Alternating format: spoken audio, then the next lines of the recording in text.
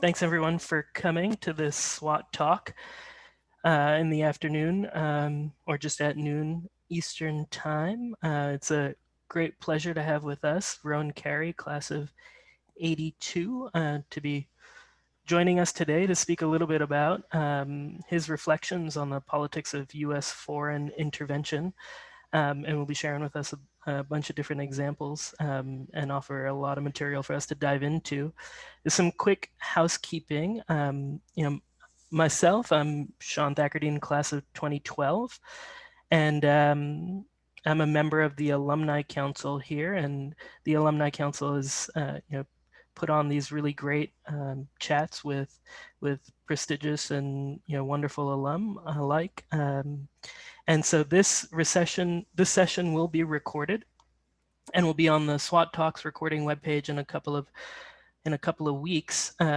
As we go through this, after just a brief introduction, we'll turn it over to Roane, who will be sharing with us his presentation for about 30 minutes, a little bit SWAT seminar style, and then afterwards we'll dive into questions, which I'll reappear and help deliver to Roane. For folks that want to ask questions, there's you're welcome to submit your questions through the chat.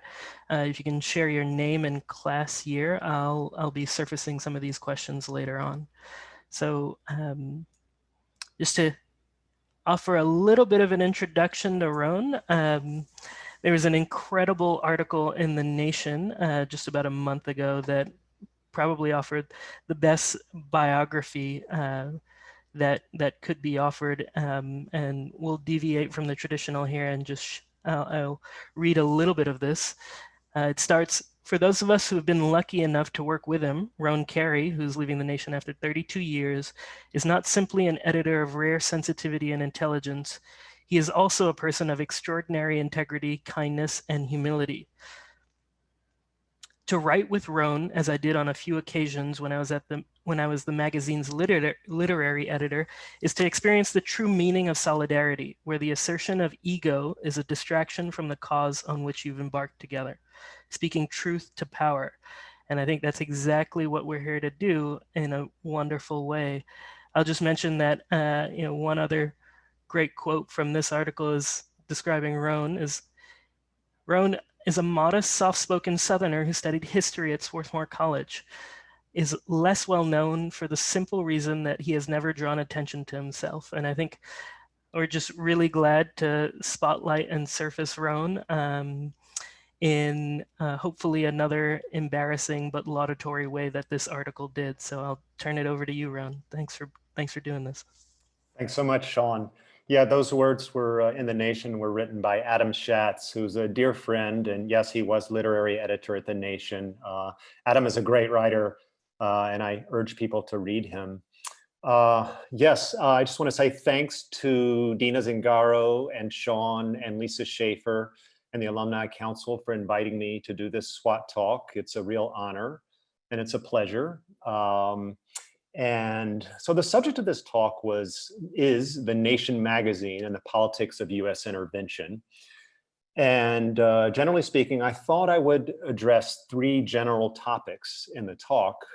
The first of them would be the Israel-Palestine conflict, and in particular, how the nation addressed that conflict and how it dealt with it, primarily during the Oslo period of the 1990s and then afterwards. And the second part was 9/11, and in particular, what happened after 9/11 and the run-up to the Iraq War and how the nation dealt with that, how the nation faced that issue. And then thirdly, I would talk a little bit about the Obama administration's foreign policy. And then finally, if you've been reading your news, of course, you are aware there's been a terrible flare-up of violence in Jerusalem and then also Gaza, Israel, Palestine. So if I have time, I might say a word or two about that at the end, but certainly we can deal with that in the Q&A. And then also, if I have time, I will talk a little bit about what I see, how I see the Biden administration, how it's starting out and what it's doing. So about my three topics, before I get into those topics though, I think I should talk really about how my experience at Swarthmore led naturally to me winding up at the Nation magazine, and the ways in which Swarthmore helped to form me and my politics. So I'll do that a little bit at first. I had some great professors at Swarthmore. They were wonderful teachers, people like Bob Duplessis in the history department, David Lochterman, Hans Overdyk, and Hugh Lacey in the philosophy department, Phil Weinstein in Comp Lit, Tom Bradley in Russian history and literature. And then there were other professors who I didn't take courses with, but who I learned a lot from in their lectures, like Kaori Katao's brilliant lectures on film, and Ken Sharp, who was relatively new when I was a student, but who was great, a sort of great advisor to those of us who were involved in Latin American politics at the time. And in fact,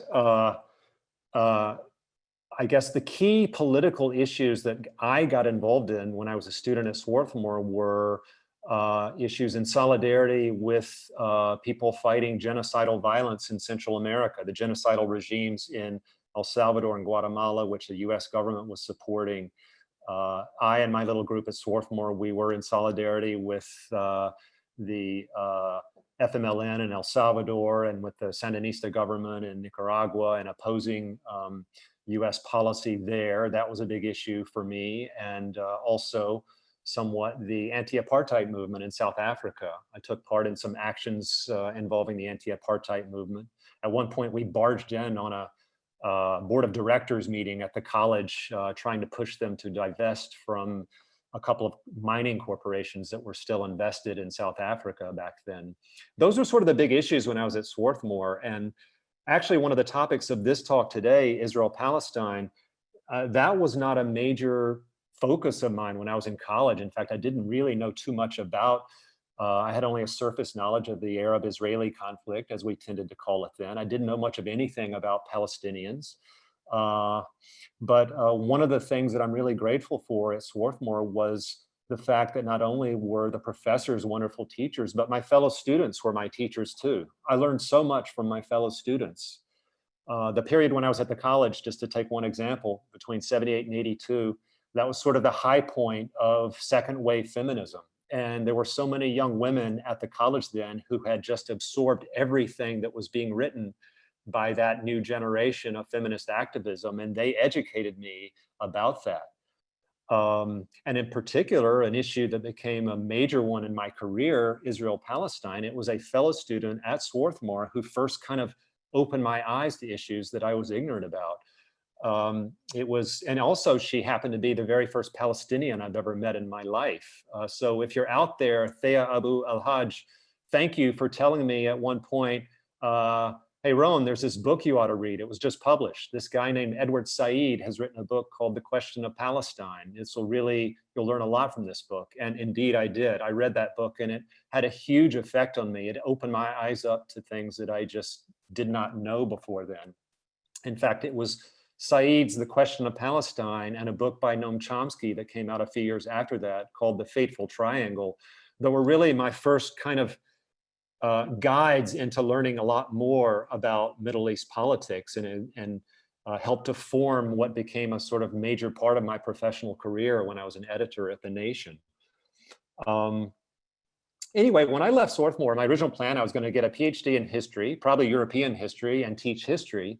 And I abandoned that plan. I never did that, never went to grad school. But I did retain my love of history. And I did, one of the things about my Central American solidarity work when I was a student at Swarthmore and the anti-apartheid movement is I retained a very deep interest in American foreign policy, and in particular, the politics of American interventionism abroad. It had colored my youth because of the war in Vietnam and my early adulthood with the wars in Central America, and that sort of became a major interest of mine.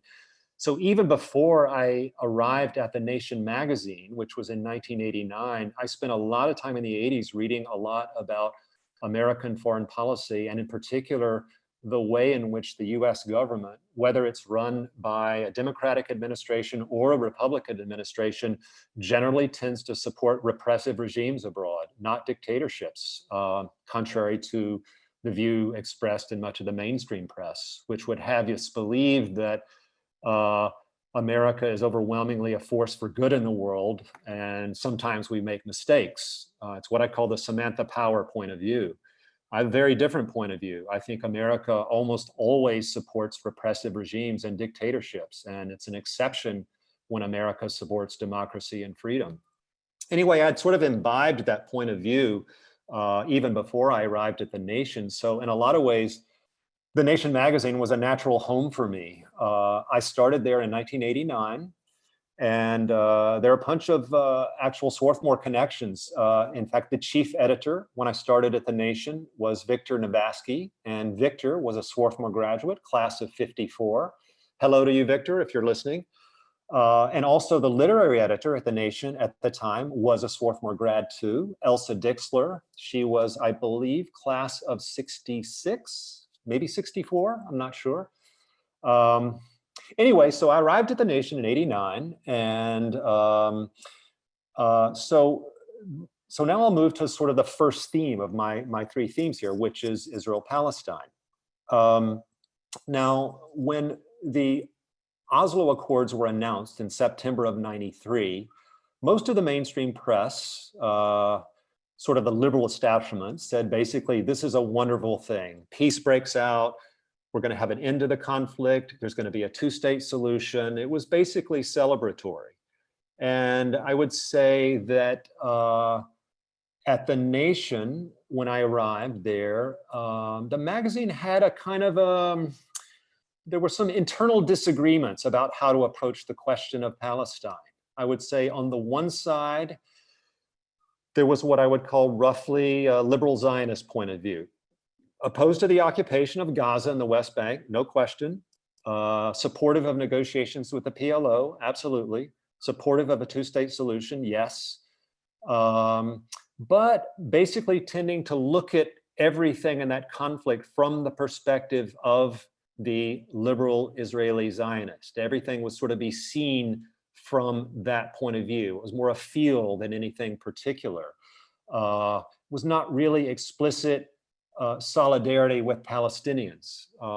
And I would say the other point of view that was very strong at The Nation at that time was very much full-throated solidarity with Palestinians, best expressed by two of our most prominent columnists, Alexander Cockburn and Christopher Hitchens, and also, of course, Edward Said, who was a columnist for The Nation at the time, but his column was about classical music and opera, not politics. He did write articles on Israel-Palestine, but those were occasional pieces. But anyway, I would say that Cockburn and Hitchens and Said represented the sort of, to borrow a famous line from Said, they saw Zionism from the standpoint of its victims. So very much solidarity with Palestine. And the other side, liberal, yes, but more sympathetic to the idea of Israel, more sympathetic to seeing Israel as a genuinely democratic state, albeit with problems, you might say, involving the occupation after 1967. The other thing that had really helped shape my politics, and this has to do with my love of history and reading history, is I was blown away in the '80s, even before I came to The Nation, with what were called the New Historians in Israel. This was a group of historians who, after the Israeli government opened their state archives from the '48 war, completely rewrote the historiography of the country. Historians like Benny Morris, Avi Shlaim, Ilan Pape, journalists like Tom Segev, Baruch Kimmerling, the sociologist Baruch Kimmerling, they wrote wonderful history that was groundbreaking and really kind of upset what had been the mythos that had been kind of the sort of official view of Israel that published, that proposed ideas like, people without land settling in a land without people, kind of a mythos of Israel as a wonderful, unblemished democracy with quasi-socialist kibbutzim. This new historiography by the New Historians just completely upset that, and they were a great influence on me. But anyway, so at The Nation, we had this kind of uneasy division about Oslo, and you could see it in September of '93, right when the Accords were announced. That famous handshake on the White House lawn with Bill Clinton, Yitzhak Rabin, and Yasser Arafat. On the one hand, we had our unsigned editorial, which was the official view, which was mostly celebratory and said, this is a wonderful thing. Yes, there may be problems and there are unanswered questions, but on the whole, this is great. And we had a signed piece by James Zogby of the Arab American Institute, which said also, this is a wonderful thing, great advance for peace. But also at the same time, we had Edward Said, who said, this is a disaster. This is an unequal agreement. This is not going to lead to peace. Basically, what has happened is that Arafat has recognized the state of Israel and has agreed to end all violence. But in return, what does he get? He doesn't get the crucial concessions that Palestinians need. He doesn't get an official statement from Israel that the occupation is ending in its entirety. He doesn't get Israel's recognition that a state of Palestine. Everything was sort of set for negotiations to be resolved for final status talks. So Said was very much an opponent of the Oslo Accords from the very beginning. And I would argue, as I did in the first book that I published, that Said was basically right, that the Oslo Accords were not really about ending the occupation, but in fact, what they were really about was offloading the policing of Palestinians from Israeli soldiers and police to Arafat's police. It was really a kind of, as the Israeli writer Roane Ben-Benisti put it, occupation by remote control. And Said wrote a series of articles for us in the 1990s that expressed that point of view. And so many of the Israeli writers and Palestinian writers that I was reading throughout the 90s were saying the same thing. So anyway, when the Camp David peace talks in 2000 collapsed ignominiously, and then the second Intifada broke out in the September of 2000, and I saw the way this news was being purveyed by the mainstream press in the US, I was really horrified about how these events were being depicted. You know, things such as Prime Minister Ehud Barak offered to the Palestinians the most generous offer they had ever received, but Yasser Arafat just turned it down because he thought he could win through terrorism what he couldn't win at the negotiating table, et cetera, et cetera. Things like that I was seeing all the time, and I just said, this is crazy. We need a response to this. And so luckily, I knew Colin Robinson, who was the editor of Verso Books, and Colin said, Roane, you should do a book on this. Do a book. And so I did. I put together a collection of essays by wonderful people.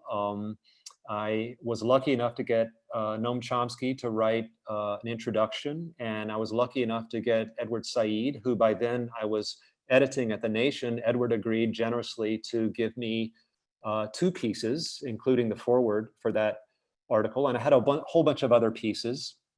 Anyway, that book was published in the fall of 2001, and it was called The New Intifada, Resisting Israel's Apartheid. Note that word apartheid in the subtitle. That was very controversial then. We can talk about how it's arisen in the news later in the Q&A maybe. But anyway, I published that book in the fall of 2001.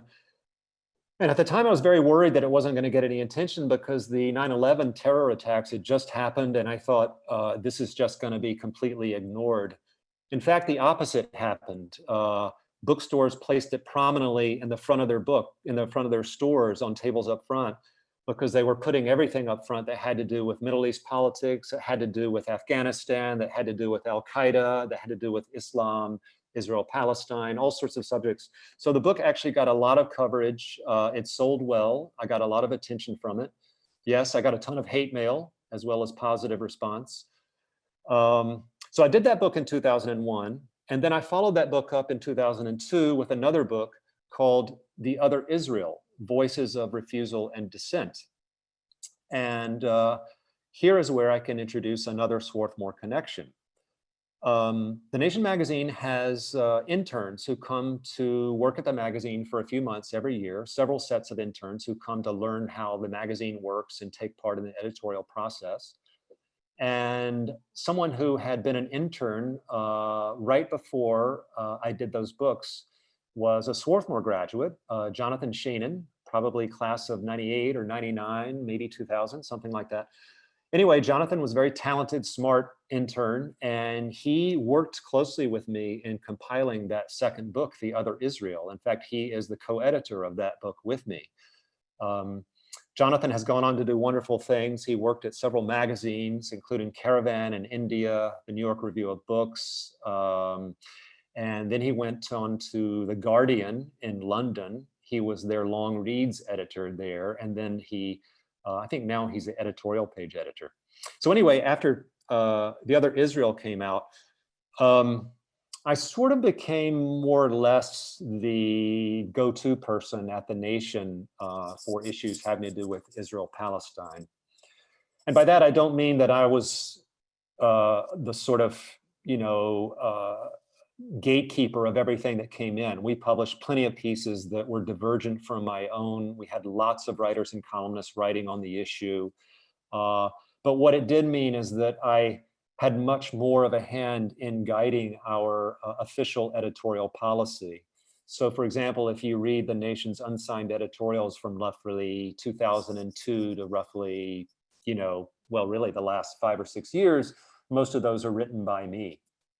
And I would say one example of this was that in 2007, on the 40th anniversary of the occupation of the West Bank and Gaza, I put together a special issue on the occupation in which I wrote a long unsigned editorial that basically said, look, The Nation has for many years supported the two-state solution to this conflict, but it looks like the Oslo peace process is dead. It looks like there's no real hope or very little hope for a two-state solution because it looks like there's very little likelihood of Israel ever withdrawing its colonies from the West Bank or even its control over Gaza. So I said, because of that, those of us who support a just resolution, need to think about other solutions. We need to think about whether maybe the best solution to this conflict is simply one secular democratic state stretching from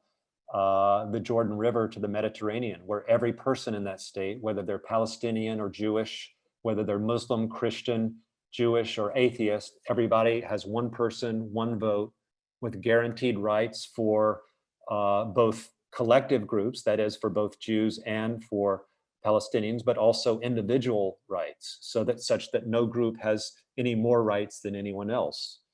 And in such a transformation, Israel would cease to become true. It would cease to become an officially Zionist state. It would be a secular democratic state. It could be culturally Zionist, but it wouldn't be officially Zionist. I guess the other issue, the last issue I'd want to talk about vis-a-vis Israel-Palestine would be the whole question of boycott, divestment, and sanctions. I have supported this since it was first proposed. Inside the nation, there has not been total agreement on it. In fact, because there wasn't, we had a really interesting debate on BDS before our editorial board. I think this was probably around 2012, 2014. We didn't really resolve formally that issue, but within about a year or so, we were basically saying in our official unsigned editorials that BDS is a natural and justifiable response from Palestinian civil society to continued occupation. Well, enough about Israel-Palestine. I'll talk a little bit about what happened after 9/11 and the terror attacks. That was obviously an extremely traumatic event for us at The Nation. We're living in New York City. We saw the buildings collapse with our own eyes. A bunch of us knew people who died in the attacks. Our own internal operations were damaged from those attacks. And so we were shaken just like everybody else. But what really was shocking to us at The Nation was the Bush administration's decision to go to war against Iraq. To us, that was just plainly and evidently, obviously, a war built on lies that were just, what was shocking to us was not so much that the mainstream press supported this war, but even liberal outlets like The New Yorker and The New Republic were also pro-war. That was just astounding to most of us at The Nation. We felt very alone then.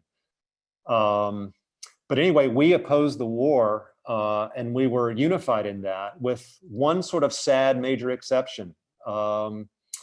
One of our most prominent columnists, Christopher Hitchens, who had written for us for years and who had a very deep radical critique of American foreign policy and American interventionism, announced suddenly that he was quitting the nation because he supported the war in Iraq and he was going to devote himself to, as he ostentatiously put it, the war on Islamofascism.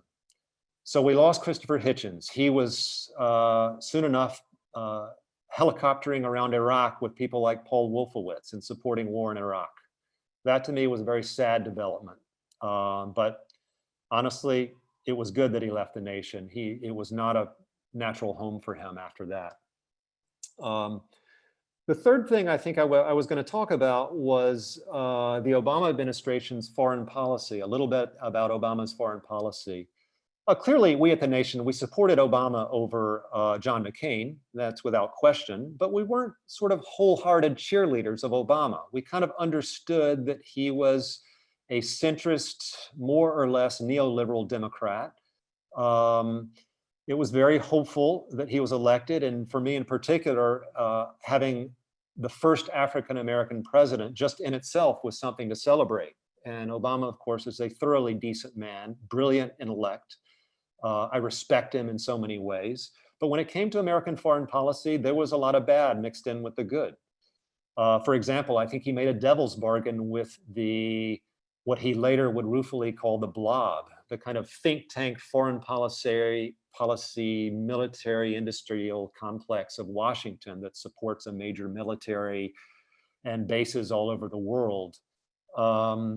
He followed his campaign promise to withdraw from Iraq, but as a kind of exchange for that, he decided to double down in Afghanistan and send more troops in a surge to Afghanistan. We at the nation thought that was mistaken.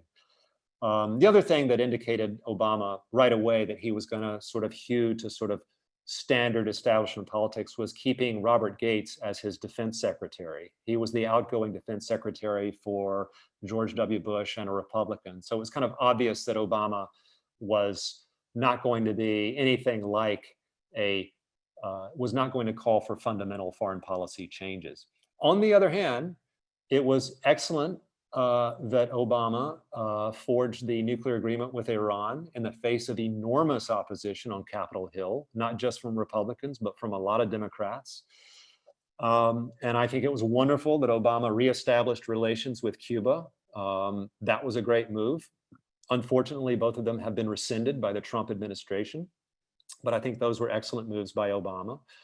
One terrible move by the Obama administration was that when, and this happened early on, when the Honduran military overthrew the democratically elected president, Mel Zelaya, Obama's Secretary of State, Hillary Clinton, unfortunately refused to call this an official military coup and basically de facto supported that corrupt and brutal military regime. And this has terrible consequences because hundreds of thousands of people flee Central America for the US precisely because US administrations, both Democratic and Republican, have supported extremely repressive regimes in Latin America.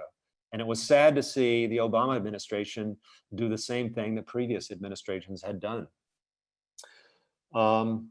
We're coming towards the end of the main talk. I guess the last two things I was going to talk about before I hand it over to Sean for Q&A is Sean had asked me to say just a little bit about how I see the Biden administration. First of all, I would say that those of us at the nation were never big fans of Biden. I could give you a long list of the reasons why we think his career has been replete with very disappointing, very mainstream, very pro-corporate, very kind of centrist imperial foreign policy, democratic politics. But I have to say that I have been pleasantly surprised at what at what Biden has done so far in his domestic policy. He has pursued basically what he's done is abandon 40 years of neoliberal politics, which has been pursued by administrations, both Republican and Democratic, ever since Reagan. He's adopted more or less a kind of FDR Keynesian big investment politics, which I think the country desperately needs. He's spoken out forcefully against massive inequality, which I think the country desperately needs. And what I think this shows is not so much that Biden himself has had some magical transformative change of heart, but Biden is a politician. He keeps his finger to the wind. He looks and sees how things are changing around him. And he has seen how an entire generation after the 2008 financial collapse has turned against neoliberalism and really wants the US government to do something to help ordinary people, help working class people. The Bernie Sanders campaign, which shocked everyone by almost upsetting Hillary Clinton in 2016 and continued very strongly afterwards, has had a huge effect on American politics, a huge beneficial effect. We at The Nation were big, big fans of Bernie Sanders. We supported him in 2016. We supported him this past year. And I think Biden has taken on a lot of the politics pushed by Sanders. And I think that's a good thing. In terms of foreign policy, not so wonderful from Biden. I think he's basically gone back to the status quo ante as it was pursued by Obama. Not terrible, but not good. I'll close by talking about Israel-Palestine. That's a good example about how how Biden has gone back to the same old, same old. Massive oppression in East Jerusalem, essentially ethnic cleansing of the Palestinians in Sheikh Jarrah. What has Biden done? He said nothing about it. Attacks on worshipers at the Al-Aqsa Mosque by Israeli police and soldiers. What did Biden say about it? Nothing. All he said is, I support Israel's decision to defend itself. Well, what about Palestinians' decisions? What about Palestinians' rights to defend themselves? Nothing there.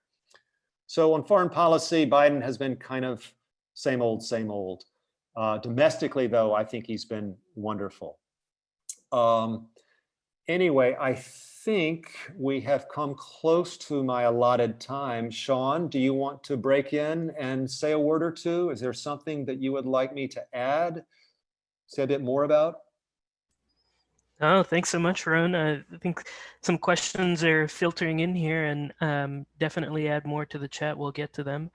You mentioned, Roane, at the beginning of the chat, like really how you've seen American foreign policy, and you described it as kind of the Samantha Powers approach, and then in more so in as a minority that that the support for true democracy and freedom could be considered the exception. We have a question here from Mike Inskeep. Forgive me if I'm pronouncing that wrong, class of 78, in asking, perhaps following up to that categorization, what has driven the motivations behind US interventionism and support for repressive regimes? Well, in my view, I think that this policy really stems from the people who were running the country after World War II.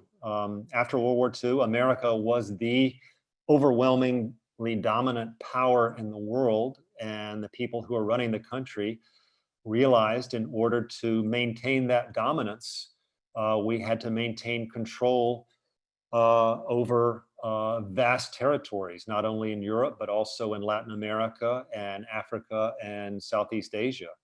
And so in order to do that, we needed to prevent the people in those countries themselves from controlling their own fate. And I think that explains why we engaged in a near genocidal war in Vietnam, Cambodia, and Laos. It explains why in 1965, we colluded in the overthrow of the democratic regime of Sukarno and supported Suharto's slaughter of something like 500,000 people, alleged communists, and established a dictatorship. You can see it in Iran in 1953. Democratic government of Mohammad Mossadegh, we overthrew and installed the Shah. Why? So that we could control Iran, control its oil. We did the same thing in Guatemala in 1954. We helped overthrow a democratic regime and established a dictatorship. Chile, 1973, Brazil, 1964, Argentina, 1976, Congo with Lumumba, in the 1960s. I mean, you can just go on and on and on. America supported dictators in Iraq, in We supported Saddam Hussein before we opposed him, right? We supported him when he was attacking Iran. Hosni Mubarak in Egypt. I mean, it just goes on and on. In fact, you'd be hard pressed to find a place where we supported democracy. So the question becomes, why? It's like, we don't want the people of Latin America to control their fate. We want to control it for them. And the easiest way to do that is to work with a dictatorship so that we can make those countries a safe place for American investment and profit taking. Thanks, Roane. There's some follow-up about other areas of the world and where American foreign intervention has reared its head, including questions that go back to the Sandinistas in Nicaragua and then also in Vietnam, and would be curious to hear your thoughts on those areas in particular. About Central America and say that again, sorry. And Vietnam as well. You mean about why we got involved or what? Yeah, how have lessons from Vietnam shaped or not American foreign policy? Well, I think, well, in some ways, many Americans have learned the wrong lessons from Vietnam. I mean, the lesson as far as I see it is that I think American citizens need to think very carefully about how actually power works in Washington and the way in which power in Washington acts abroad. They claim to represent the democratic interests of the American people. We seem to be a democracy, and we often think of ourselves as a democracy, but we act in other countries in ways that do not reflect the interests of the American people. They reflect much, much narrower set of interests. The American people don't make these decisions. They're made for us.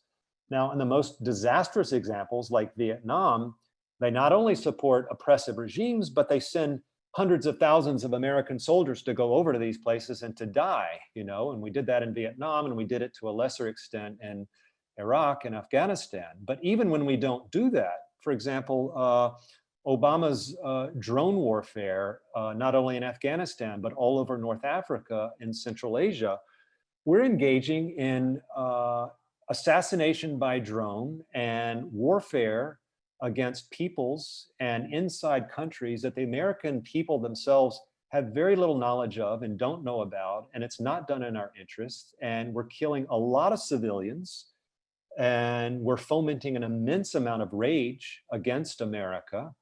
A lot of people asked 9/11, why did they do this? George W. Bush said, well, why do they hate us? We're so wonderful. We're so democratic. We do good things in the world. But, he didn't say, well, wait a minute. We're supporting an apartheid regime in Palestine. We're supporting an Israeli government that oppresses the Palestinian people. Before 9/11, we had tens of thousands of soldiers in Saudi Arabia, and that angered a lot of people in Saudi Arabia. We support dictators all across the Arab world. They see America not as a democracy, but as a country that claims to be democratic and actually acts like a dictatorship. So I guess the lesson I would take from all these things is that never trust a US government, whether it's a Democratic president or Republican, when they say, we need to send soldiers abroad to keep the peace somewhere. Look really closely, examine it closely, and not just about sending troops, but just about giving military aid. Right now, the US government is giving enormous amounts of military aid to very corrupt governments in Latin America, Honduras, Guatemala, Salvador, et cetera, to stem the tide of refugees, presumably. But what they're doing it for, what those governments are using that aid for, is to repress their own populations.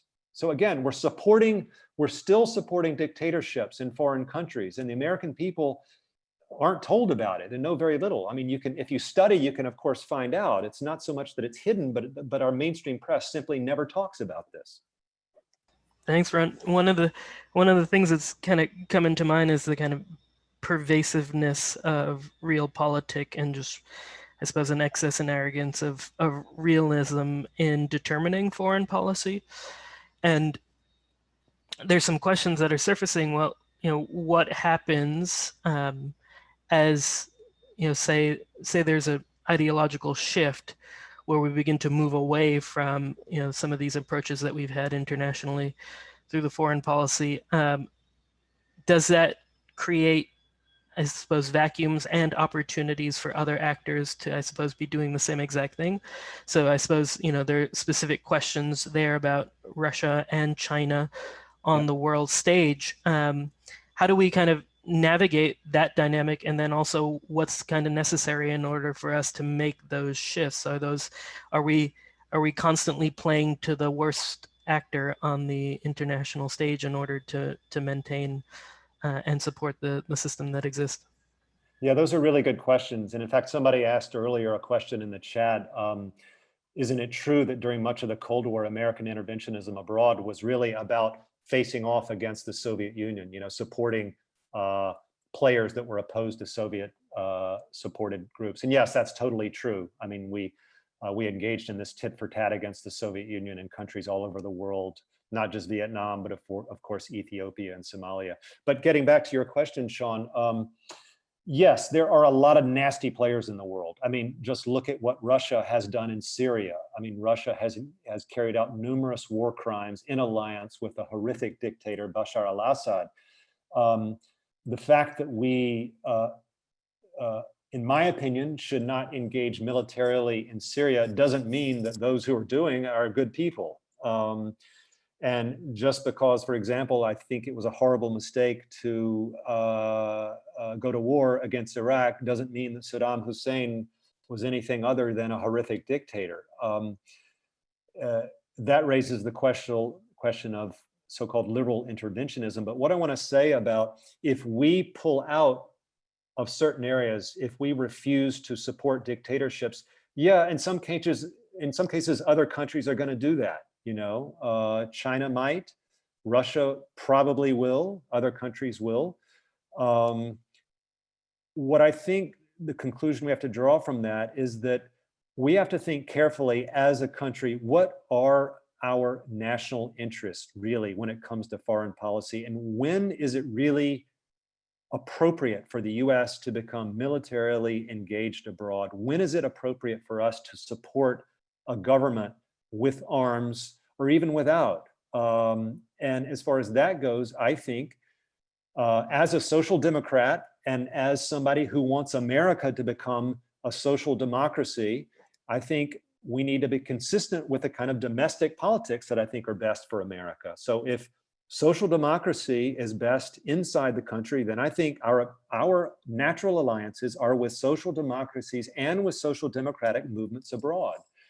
And that in some cases will mean opposing, for example, a repressive big power who's supporting a dictatorship, but the kind of opposition we take should not be, in most cases, military. It should be by other means. It should be working with, in a multipolar way, with other countries who also support social democracy. And there's all sorts of ways we can oppose violent, oppressive countries abroad who are doing terrible things in countries. Military interventionism is only one among many options the US can take. And I think it should always be the last option.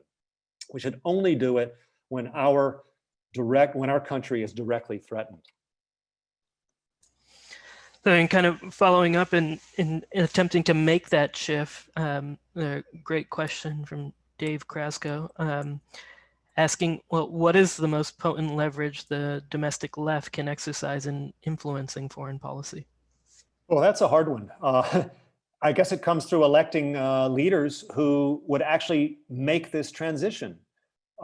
Clearly, I don't think any Republican president is going to adopt a progressive foreign policy. Trump was interesting because Trump deviated from the neoconservative, aggressive, militaristic, violent foreign policy of administrations like George W. Bush. He was isolationist, but in my view, not isolationist in a productive way, in a very impulsive way, and in a kind of xenophobic way.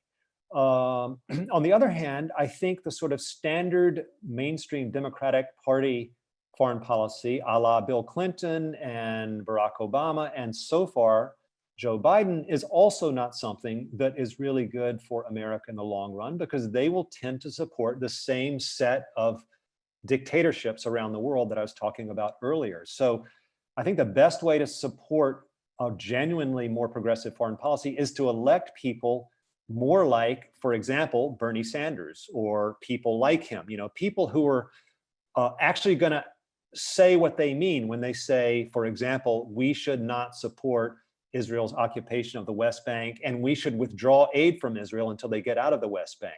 We should not give military aid to governments like the current one in Honduras. We should not be sending military aid to dictatorships anywhere, ever, for any reason. We should forthrightly and directly support the democratic movements within those countries. Again, it doesn't mean direct military subversion. It means verbal support. It means diplomatic support. It means multipolar support with other countries.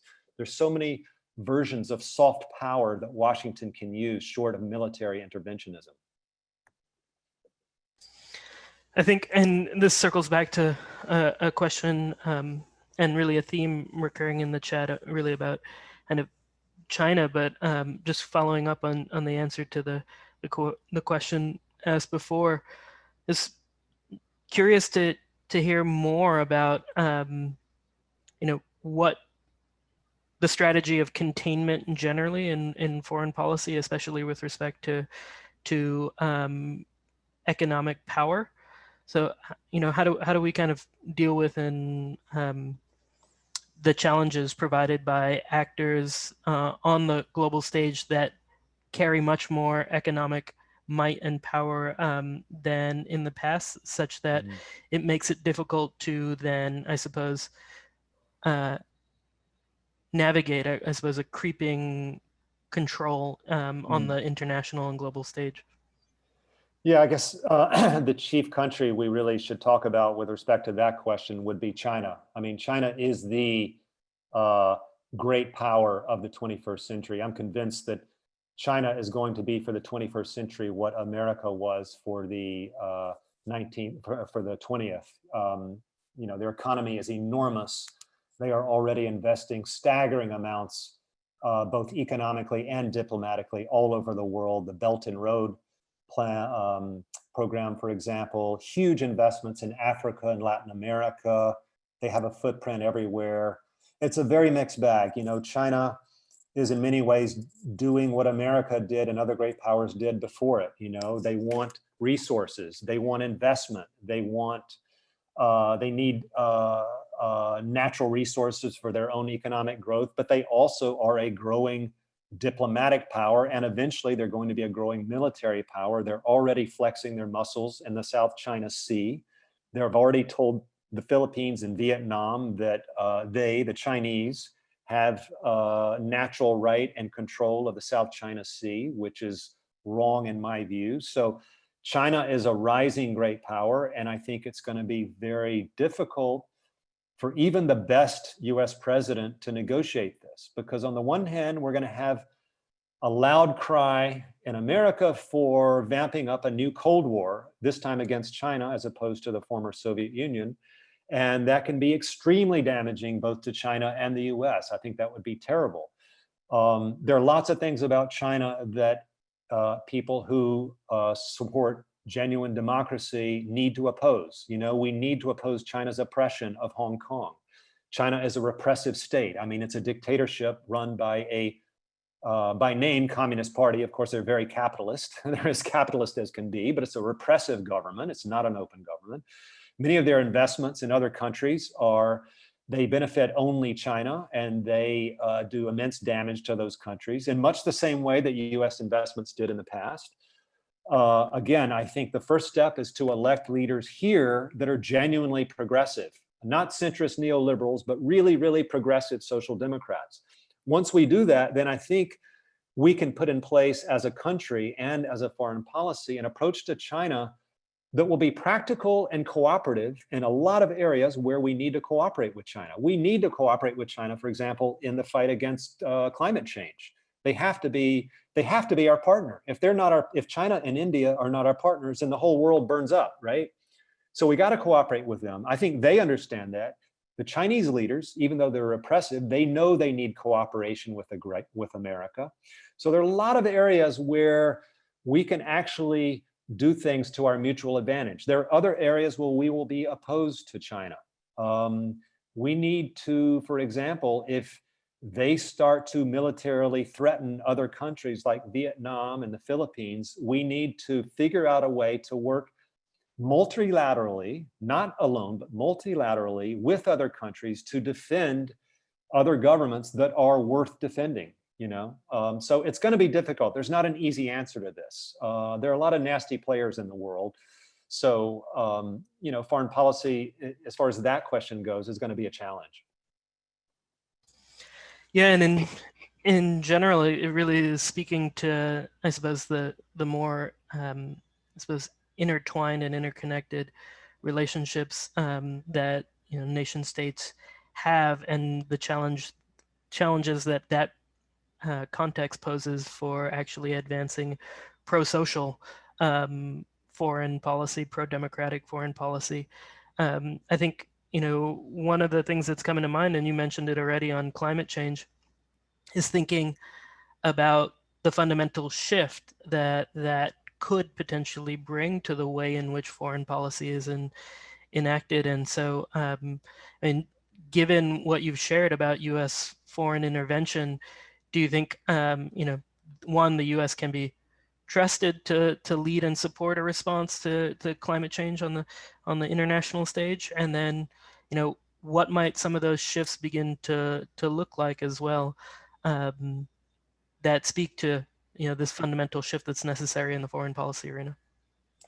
Well, I think so far America has been mostly disappointing on the global stage when it comes to climate change. I mean, certainly Obama was way better than Trump. Trump was awful. Trump was just, I can't say enough negative things about Trump was on climate change. He's a denialist. Obama was much better, but Obama was cautious. Yes, he signed the Paris Accords, but fending off the massive and powerful fossil fuel interests in America is not an easy thing. And he made compromises with that set of powers, I think, to the detriment of what we really need to do to fight climate change. So far, Biden has been really promising on climate change. He's been better than the Obama-Biden administration was so far. He has said, and I think this is absolutely right, we need wholesale transformation. We need massive investment in green technologies. And he's pointed to the upside of this, that this is actually will lead to many jobs if we do it right. But far more important than that is just the necessity of it. We have to stop using fossil fuels, or our children and grandchildren are going to live in a horrifying environment. We simply have no choice. And this gets to the question of what a mistake that people often use when they talk about national security. Now, typically people say national security, oh, that's a foreign policy issue. Well, climate change is all about national security. It's about global security, but it's also about national security. And climate change is a perfect example of something where there is no border anywhere. I mean, it's fundamental to America's survival that we put all hands on deck to invest in green technologies and shift away from fossil fuels in the fight for climate change. But it's a global thing, and we need to do it with China, with Russia, with India. And as far as that goes, the third world countries are entirely correct when they say America is so wealthy. America has an obligation to help us. If you want us in, for example, Mali or Egypt or Peru or Ecuador or India to fight climate change, you need to give us aid so that we can switch to green technologies, because we're very poor countries and we don't have the means to make this transition without your help. So I think it's incumbent on the US to spend a lot of money to help poor countries, not just the US and Europe, right? The rich countries of the North need to invest more in the climate fight that poor countries need to undertake. And those desperately affected countries like the island nations that are going to be overwhelmed, we need to spend even more to help those island nations. Indeed. And I think since the late 18th century, the calculations that have been made for historical emissions, the US contributes to that entire measurement, 25% of historical emissions. So definitely another reason for us to be acting and supporting on the international stage. There's, it's been, despite this being Swarthmore and where I've learned so much about civility and engagement, I think even in the chat we've seen an incredible, for me, a little bit surprising, I suppose, uncivilized commentary. And there's been some questions here, some folks actually lifting up, how do you deal with both personally and professionally, a lot of the hateful and threatening attacks that you might deal with. Some fellow reporters asking that question.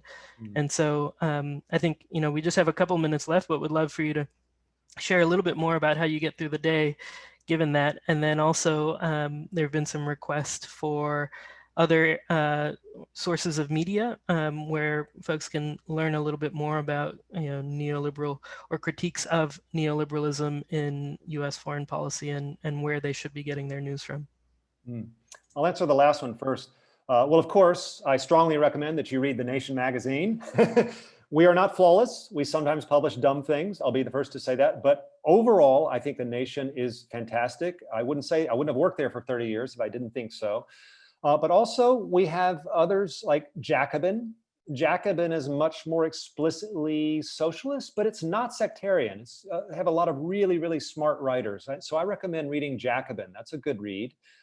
Oh God, there's so many good places. Where do I go? Well, those are two. I'll get back to the other thing about attacks on politics. Well, as anybody who has written about Israel-Palestine will tell you, once you jump into that issue, you're setting yourself up for a lot of slander. And I've gotten my share of it. I've gotten death threats. I've gotten attacks. I've had people call me an anti-Semite, all sorts of things. I think you just need to take that in flow. Look, if you're gonna write publicly, you just have to heed that old saying, if you can't take the heat, get out of the kitchen, right? I knew when I was gonna write publicly about Israel-Palestine, I knew before I did it that I was gonna, get a lot of flack from people. And I just decided beforehand, okay, so be it. I'm just gonna do that. If Edward Said can do it, if Noam Chomsky can do it, why can't I do it? We need more people to do it. In fact, that's why I did that first book, The New Intifada, because I thought, if I don't do it, who's going to do this book? All I see is this nonsense out there. So anyway, yeah, I've gotten attacks, but honestly, when I give a detailed, substantive article pointing out, for example, what's wrong with the occupation, and somebody says, oh, I'm an anti-Semite, it's like, to me, that says, I've won the argument, because that is a non-substantive attack. They're just making an accusation not based on substance. Now, if they're to say, no, this is wrong because you said X here, and the sources prove that it's not X, it's Y, okay, I concede. I'm willing to concede where I'm wrong on the facts, and even where I've been wrong on certain theoretical issues. But name calling, death threats, I just ignore it. Honestly, what else are you going to do? You stop writing or you ignore it, one or the other. And I'm not going to stop writing, so I just ignore it. Well, thank you so much, Roane. I think your answer definitely echoes, all the great things that were written about you just last month in the Nation. Integrity, kindness, and humility while speaking truth to power. And it's been a pleasure to hear you chat and speak to us about this. And I just want to thank everybody for coming and supporting Roane to share his experience. Thanks so much, y'all.